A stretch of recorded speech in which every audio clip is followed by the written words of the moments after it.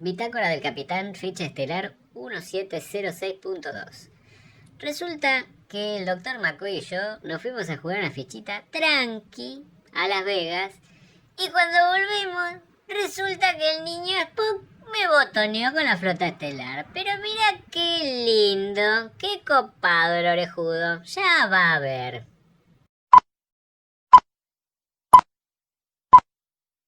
Buenas tardes, buenas noches, buenos días, dependiendo del momento en que me esté mirando. Yo soy Damián Gulich y este es un nuevo encuentro de física.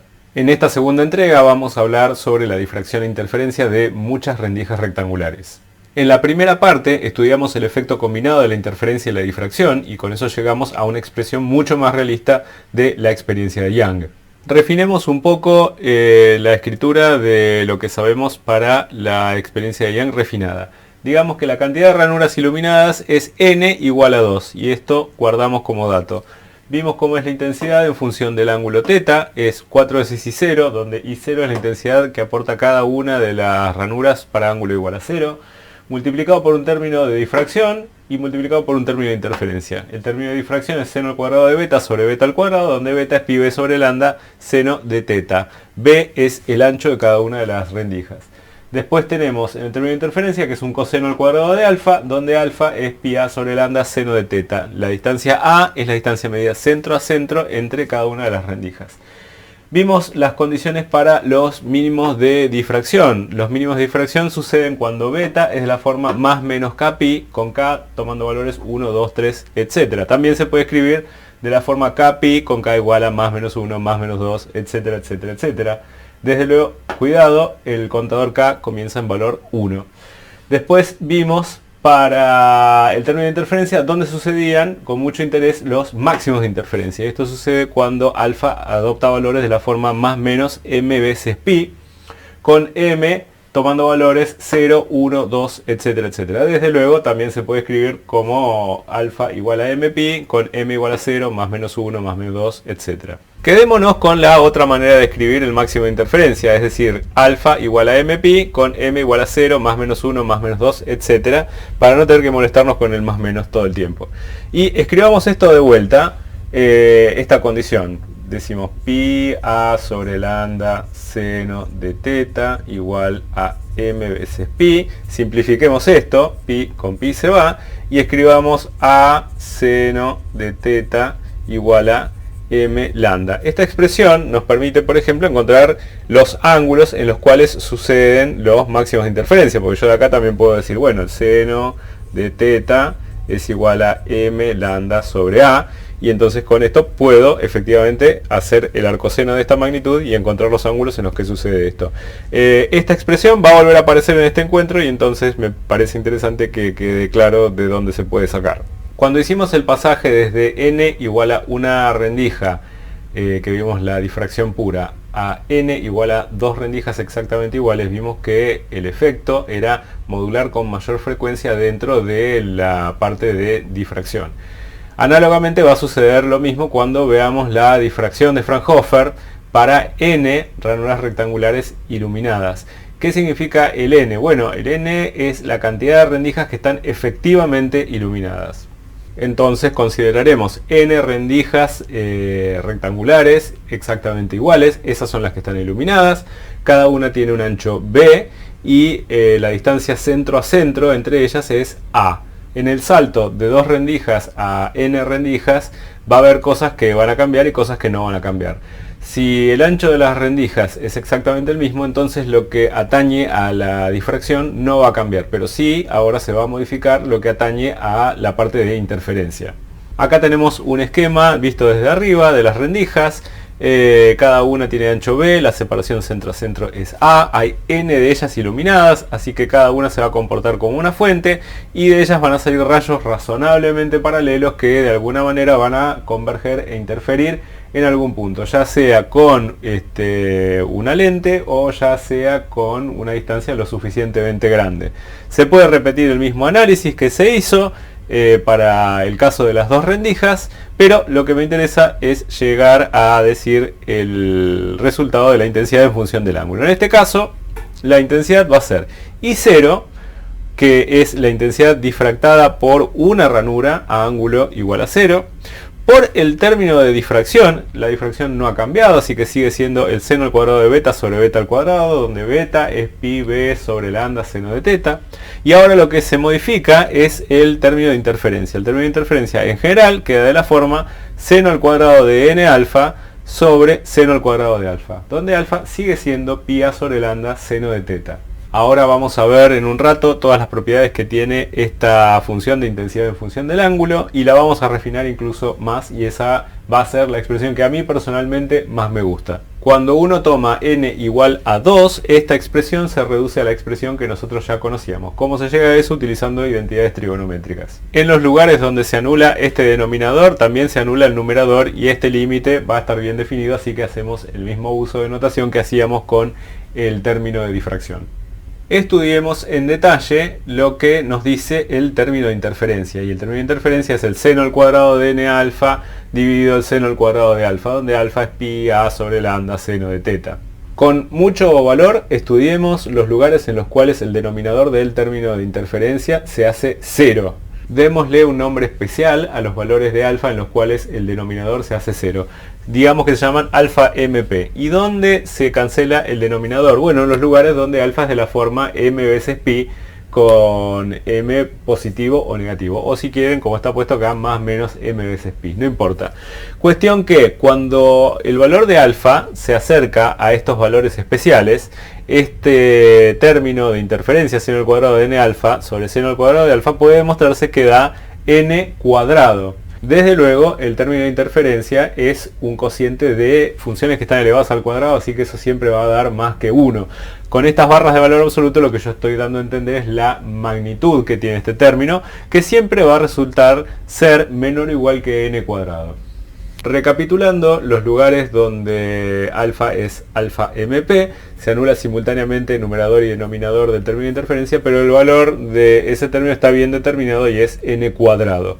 Estos valores alfa mp tienen un nombre particular y es los máximos principales de orden m, porque dependen del m veces pi que estemos utilizando ahí. Una relación fundamental es una relación que vimos hace un rato. Como ya sabemos que alfa es pi a sobre lambda seno de teta, y entonces a esto lo igualamos a m pi, donde m es igual a 0, más menos 1, discúlpenme, más menos 2, discúlpenme, etcétera, etcétera. De acá deducimos la misma relación que antes, a seno de teta igual a m veces lambda. Así que esta es la condición de máximo principal de interferencia, es la que yo personalmente siempre me acuerdo. Esos lugares son importantísimos. Ahora veamos qué sucede con la parte de arriba del término de interferencia. ¿Qué quiero decir? Que dada la expresión del término de interferencia, seno cuadrado de n alfa sobre seno al cuadrado de alfa, el numerador, la parte de arriba, que es el seno cuadrado de n alfa, se hace 0 para los valores n alfa, que son de la forma 0, más menos pi, más menos 2pi, 3pi, más menos p veces pi. Pero esto sucede más frecuentemente que el denominador. Desde luego ya sabemos cuánto da el término de interferencia en los lugares donde tocamos justo un máximo principal. Eso al término de interferencia le da un valor n cuadrado. Así que si yo quisiera dibujar esta función, por ejemplo tomemos un caso particular, n igual a 4, es decir, 4 ranuras simultáneamente iluminadas, las 4 iguales. Si yo quisiera dibujar esta función en los máximos principales que están acá marcados, bueno, el valor tendría que ser n cuadrado, que en este caso sería 16. Así que para poder dibujar más cómodamente esta función, lo que hice fue dividirla por 16 para que el máximo me dé 1. Cuestiones respecto del numerador. Bueno, si el numerador da 0 más veces entre los máximos principales, eso quiere decir que necesariamente vamos a tener otras jorobas en el medio. Y eso es lo que da origen a lo que se conoce como máximos secundarios. Los máximos principales, justamente como su nombre lo dice, son lugares donde el máximo de interferencia está bien pronunciado, y después en el medio tenemos máximos secundarios que son de más baja intensidad. Algo que nos va a servir para después es saber cuánto es la mitad del ancho del máximo principal. En términos de alfa, esto es pi sobre n, y acá de vuelta lo tengo copiado. Comparemos ahora, tenemos este caso n igual a 4, tenemos sus máximos principales, fíjense el ancho que tienen, contemos la cantidad de máximos secundarios que existen entre máximos principales, en este caso hay 2, cuando n es igual a 4, tengamos eso en mente y ahora comparemos con otro caso particular que es cuando n es igual a 6, ahora hay 6 ranuras iluminadas simultáneamente. Los máximos principales ahora son un poco más angostos. ¿Y cuántos máximos secundarios aparecieron entre máximos principales? Bueno, cuando n es igual a 6 hay 1, 2, 3, 4 máximos secundarios. Desde luego, para poder dibujar con comodidad esta función, he tenido que dividir por 36 para que en los máximos principales esto me dé como mucho 1. Generalización respecto de los máximos secundarios que aparecen entre máximos principales. Esto sirve para dibujar cualitativamente estas funciones. Bueno, la regla es esta, que hay n-2 máximos secundarios entre máximos principales y por lo tanto n-1 mínimos entre máximos principales. Acá tengo dibujado el término de interferencia en función de la cantidad de ranuras simultáneamente iluminadas. Desde luego acá fíjense que no normalicé por el término n cuadrado, así que el fondo de escala en el eje vertical va creciendo a medida que aumenta la cantidad de ranuras iluminadas. Pero fíjense el efecto que tiene aumentar la cantidad de ranuras iluminadas. Desde luego los máximos principales siempre se van a quedar en los mismos lugares, en las mismas condiciones. Y lo que va a aumentar es la cantidad de máximos secundarios. Acá en n igual 2 no hay máximos secundarios, son solamente los principales. N igual a 3 hay un máximo secundario. N igual a 4, 2 máximos secundarios. N igual a 5, 3 máximos secundarios. N igual a 6 hay 4 máximos secundarios. N igual a 7 hay 5 máximos secundarios. Y respecto del ancho de los máximos principales, fíjense que a medida que vamos aumentando la cantidad de ranuras iluminadas, los máximos principales se van haciendo cada vez más y más angostos. Y otra cosa, respecto de la altura de los máximos secundarios, a medida que aumenta la cantidad de ranuras iluminadas, los máximos secundarios se hacen más abundantes, pero se hacen cada vez más, más pequeños en altura.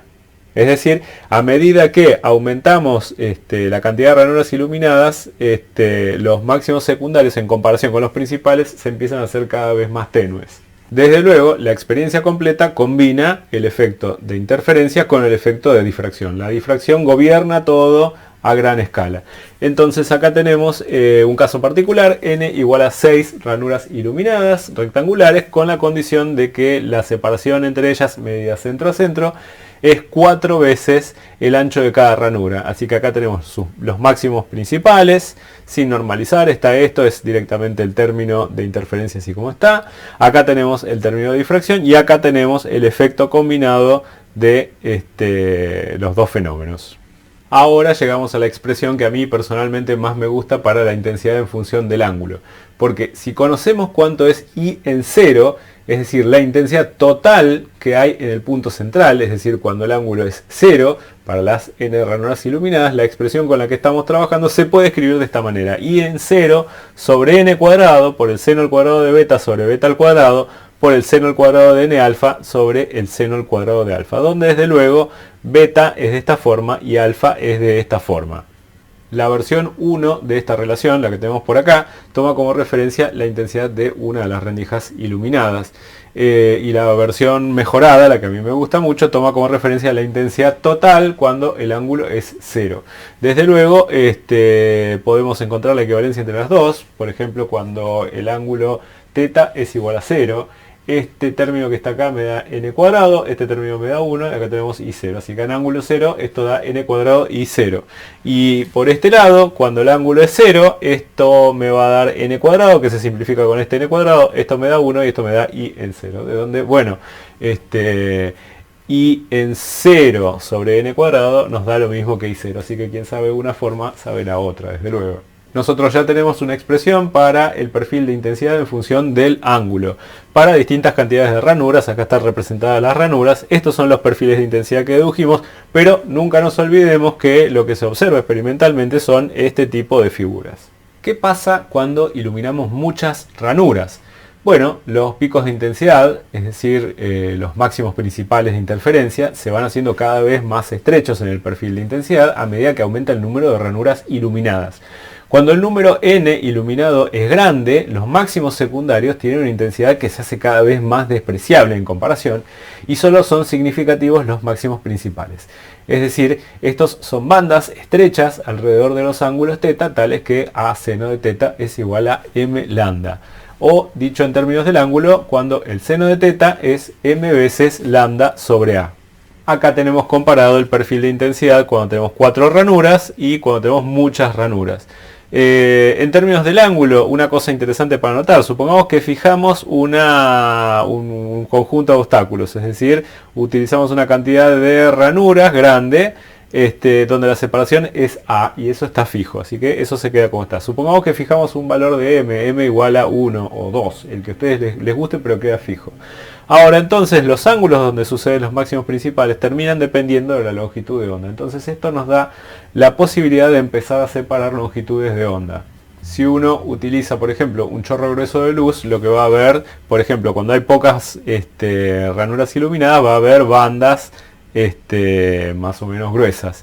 Y cuando uno toma muchas ranuras y las ilumina, esas bandas se van a hacer cada vez más estrechas. Desde luego, si uno utiliza en vez de un chorro grueso de luz un haz de un puntero, uno lo que va a ver, bueno, en este caso van a ser franjitas y en este otro caso van a ser puntitos. Como discutimos hace un rato, cuando el número de ranuras iluminadas es muy grande, los máximos secundarios son imperceptibles y solamente quedan los máximos principales, que en este caso se llaman entonces órdenes. De la ecuación fundamental, desde luego, se puede despejar el seno de los ángulos donde suceden los máximos principales, u órdenes en este caso, como m veces lambda sobre A, donde m es 0 más menos 1 más menos 2. Respecto de los órdenes, bueno, también a veces se los reconoce hablando del número m, es decir, hablamos del orden 0, hablamos del orden 1, hablamos del orden 2, del orden 3, etc. Si el ángulo es pequeño, desde luego vale la aproximación de decir que el seno del ángulo es aproximadamente igual a la tangente, y si estamos en condiciones de campo lejano, hacer que la tangente es una posición y sobre la pantalla dividido la distancia hasta la pantalla. Desde luego los ángulos se miden respecto del eje de los rayos sin perturbar. Esta es una red de difracción de 1000 líneas por cada milímetro. Como es una red de difracción, solamente van a sobrevivir los máximos principales. Y eso es lo que tenemos acá funcionando en este momento. Tenemos nuestra red de difracción y estamos haciéndole pasar luz verde a través. El rayo que no se desvía es el orden 0 y lo marcamos. Es este punto central que se ve acá sobre la pantalla. Así que esto es m igual a 0. Los órdenes más cercanos al orden 0 son el más 1 y el menos 1. Cada cual es libre de elegir de qué lado considera los positivos y de qué lado considera los negativos. Por ejemplo, acá hay puesta una experiencia hecha con rojo y una determinada red de difracción.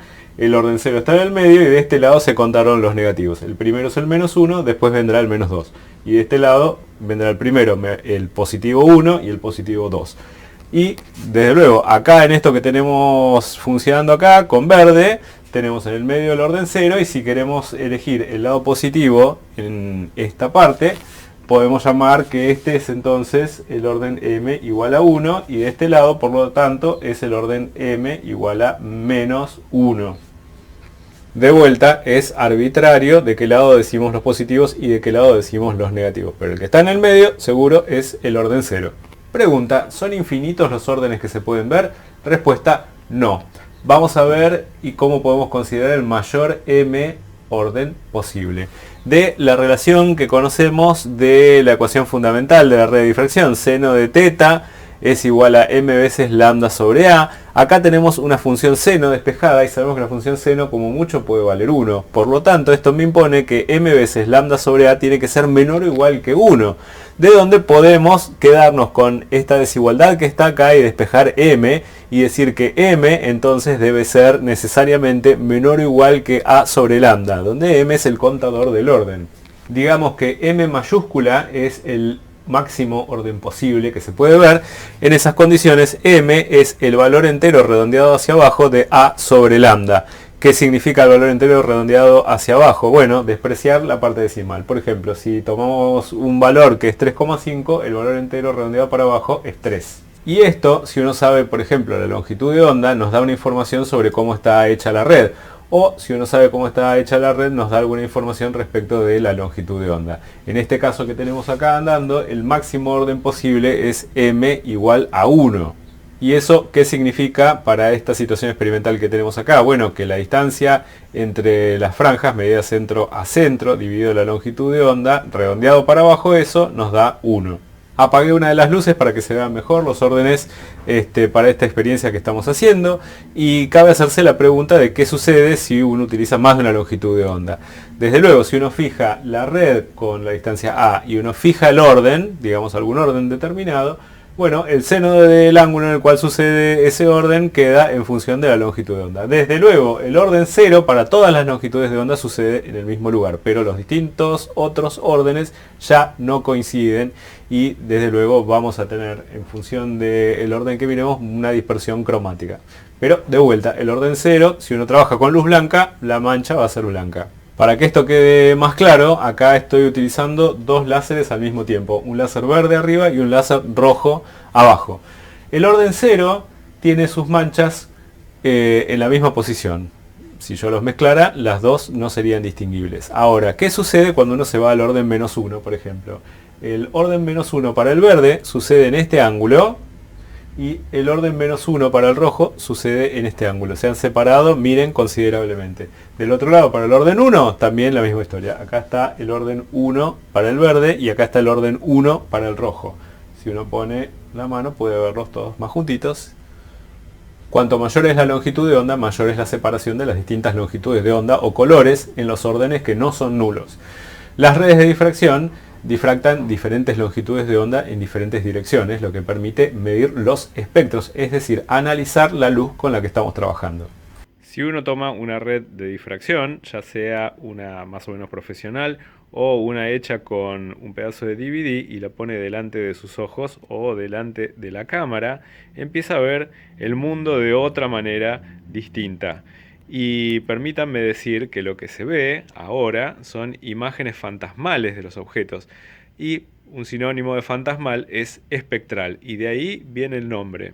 Veamos cómo es el tema de los órdenes. La imagen sin perturbar es el orden 0. ¿Por qué? Porque todas las longitudes de onda pueden pasar sin perturbarse a orden 0. Después tenemos al costado el primer orden, el orden 1, supongamos que este es el positivo. Y dependiendo del caso puede llegar a ser que nos encontremos con el orden 2, que se ve en esta región de acá en este caso. Por ejemplo, acá tenemos la figura espectral de una lámpara de LED. Ese es el primer orden y acá está el segundo orden más separado. Algunos espectros son continuos, como el de la vela o el de una lámpara incandescente. Otros espectros son completamente discontinuos y eso tiene que ver con cuestiones que están pasando íntimamente en la fuente luminosa. Uno puede estudiar detenidamente cuáles son las longitudes de onda presentes si es que angosta la salida de la luz. Y entonces, en el caso de una lámpara de mercurio, lo que podemos estudiar son ahora lo que se llaman sus líneas espectrales. Acá están concentradas en el primer orden, pero podemos verlas más en detalle en el segundo orden, donde están muy bien separadas todas. Esto que ustedes ven en realidad constituye lo que serían las huellas digitales del elemento que está acá dentro. En este caso es el mercurio. Cada elemento tiene su propio juego de huellas digitales en estas condiciones. Cuando se compararon las longitudes de onda presentes en la luz del Sol y se empezaron a descartar todas las líneas espectrales de todos los elementos conocidos, apareció un juego de líneas nuevo, que nunca se había visto antes, y que se atribuyó a un nuevo elemento. Ese elemento se llamó helio y fue descubierto primero en el Sol y después se lo encontró en la Tierra. Esto es el Sol visto a través de una red de difracción. Acá está el primer orden y acá está el segundo orden. En el segundo orden, si uno hace zoom, verá que hay líneas oscuras. Esas líneas que en estas condiciones no se llegan a resolver muy bien, pero que están, se llaman líneas de Fraunhofer del Sol. La primera red de difracción fue la pluma.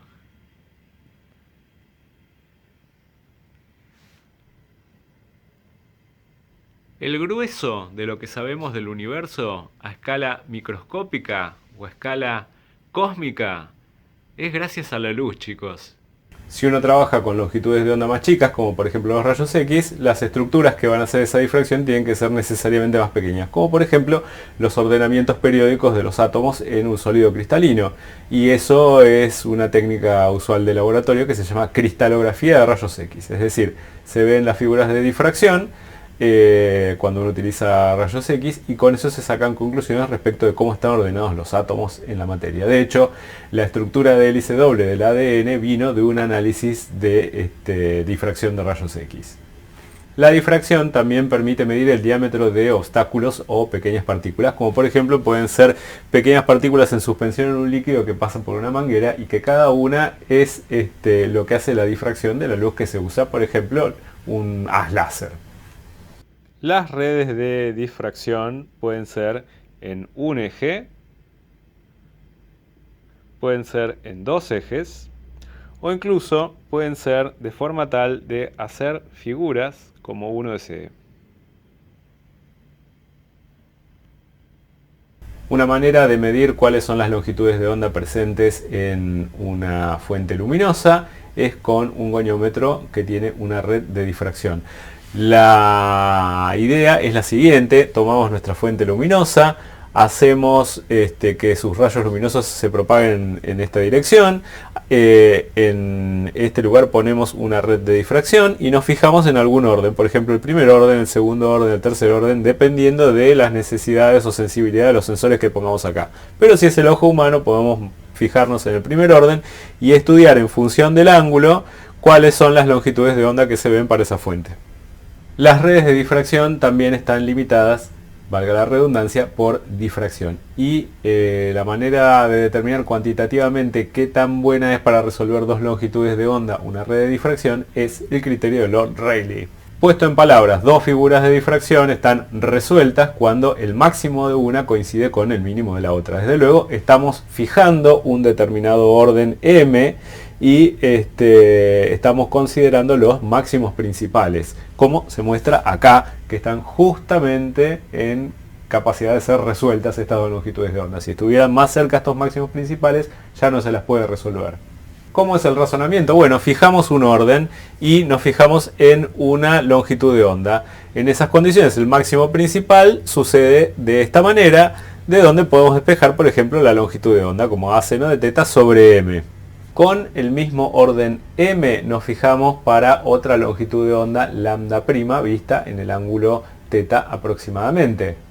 Si sucede como en este gráfico que lambda prima está justamente resuelta, entonces su alfa mínimo va a coincidir con el máximo de la otra. Así que a esto lo podemos expresar de esta manera. Estamos en el orden m, así que esto va a ser igual a mpi más el corrimiento de medio ancho de máximo principal. Y medio ancho de máximo principal en términos de alfa era pi sobre n, de donde podemos despejar lambda prima. Luego podemos plantear lambda sobre lambda prima y hacer un desarrollo a los primeros dos términos, de donde podremos despejar cuánto es la mínima diferencia en longitudes de onda que se puede resolver con esta red. Esto queda de la manera lambda sobre n por m, donde lambda es la longitud de onda donde estamos centrados, n es la cantidad de rendijas iluminadas efectivamente y m es el orden en el cual estamos plantados mirando las cosas. Otra magnitud importante para la red de difracción es lo que se llama su resolución. La resolución depende de la longitud de onda, del orden de difracción y de cuántas líneas por milímetro son iluminadas. Su expresión es delta lambda mínima sobre lambda, que termina siendo 1 sobre n por m. Al goniómetro con la red de difracción a veces se lo llama espectrómetro. Entonces hagamos un ejemplo concreto. Digamos que tenemos un chorro de luz que está iluminando una red de difracción. Ese chorro de luz tiene 50 milímetros de diámetro y estamos trabajando con una red de difracción que tiene 2400 líneas por milímetro. Digamos que vamos a mirar todo en el orden m igual a 1 y vamos a fijarnos en una longitud de onda de 600 nanómetros. También podemos calcular en estas condiciones cuántas líneas efectivamente han sido iluminadas. En este caso son 120.000 líneas. Podemos calcular delta lambda. Delta lambda es aproximadamente a 0,005 nanómetros. Es una medida extremadamente precisa. Todas las medidas de espectroscopía son muy precisas. Y la resolución en este caso es de 8,33 por 10 a la menos 6. Es decir, 8,33 partes por millón.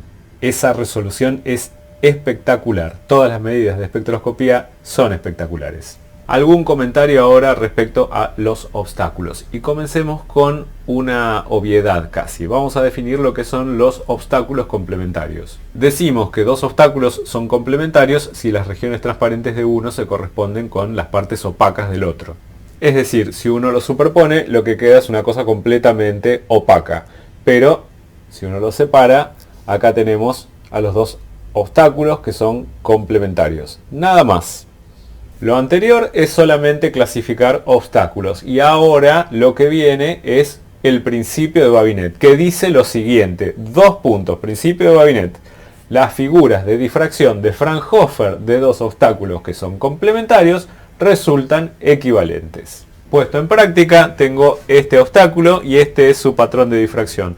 Pero si hago la difracción del complemento de ese obstáculo, el patrón de difracción es equivalente. Como consecuencia, la figura de difracción de un alambre o de un cabello es equivalente a la figura de difracción de una ranura del mismo ancho. Por lo tanto, si yo podía saber cuánto era el ancho de una ranura midiendo el ancho del lóbulo de difracción, también puedo saber el ancho de un pelo o de un alambre midiendo el ancho del lóbulo de difracción, si es que sabemos desde luego las condiciones del experimento. ¿Cómo puede uno en casa armarse una red de difracción? Bueno, desarmando un viejo CD o DVD regrabable. Acá por ejemplo tengo un pedacito cortado de la parte acrílica que por cómo están construidos constituye una muy efectiva red de difracción. Recuerden que las cámaras de los celulares están en condiciones de Fraunhofer y por lo tanto pueden ver bien la difracción. Acá les dejo el acceso para las instrucciones con las cuales podrán armarse un espectrómetro casero usando como red de difracción lo que les conté de un viejo DVD desarmado. Si llegaste hasta acá y te gustó el video, toca me gusta y no olvides suscribirte al canal. A mí lo que me resta es decirte muchas gracias.